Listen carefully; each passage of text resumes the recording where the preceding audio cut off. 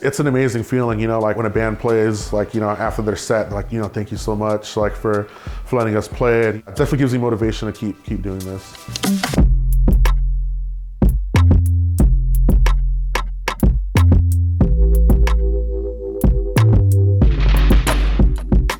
I used to just DJ a lot of house parties at the time until I could save enough money. And then, DJing every once in a while at the Britisher and at the Industry Theater too. All the money I would get is I would save it, and I was able to get my own PA. And then that kind of started its own side gig too. So I started being like a mobile DJ. And I started DJing weddings, parties, everything. So even some baby showers, which is a lot of fun. That's something I definitely did want to do because I just have a passion just for playing music, seeing how you can kind of combine songs and make have a whole set fluid from the beginning to end. But people are getting excited and stuff like that, and dancing. It's just it's a really interesting euphoric feeling.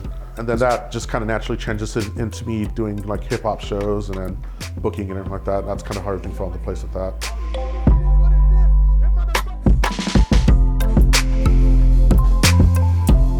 When I was booking at the Britisher, it was members of Poe's crew and then my friend Steven Redondo and some other guys.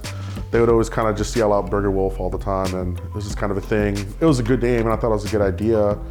And around that time I was transitioning into booking more over at the Britisher, so I knew I needed a brand. That was kind of the next thing that I needed to do. I kind of took that name and used it with the permission, of course, and like that. So, and then after that I just knew that it was just such a unique name and I think it would catch people's attention, so that's how that started coming out. And a lot of people didn't get it at first, but it catched on. And I feel like it's kind of ominous in a way, where you can't really tell what type of show it is. And it works for me too, because I don't really want to book a specific type of genre or kind of pigeonhole myself to that.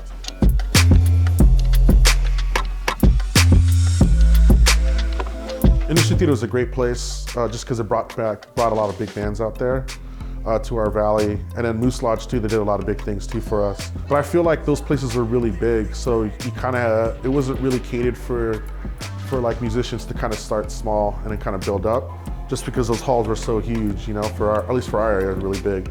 So the cool thing about the British show is a really intimate spot, and I felt like it was more comfortable for new musicians to play there. You'll see people who they listen to hip hop and stuff like that, but they'll still vibe out to the metal stuff. And you'll see indie bands, they'll come check out metal bands, and members, they'll go to different shows and stuff like that, or they'll people that just kind of come and they don't really necessarily know what to expect, but they know they're just getting music. You see friendships being built, members of other bands support each other and stuff, and even sometimes they'll even form their own bands and stuff like that too, or do projects like that. But it's cool to see that camaraderie.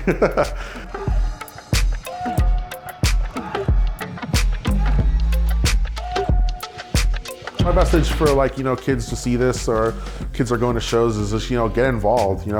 We definitely need more people, more hands to help out. If you want to throw a show, it's not that hard. It seems overwhelming, but it's not. But we definitely need more people to get more involved. Pick up an instrument, start a band. I'll be more than happy to book you. And I know kids out here are just so excited for new music. So I feel like whatever you want to do, you'll get support. But yeah, we definitely need more people involved.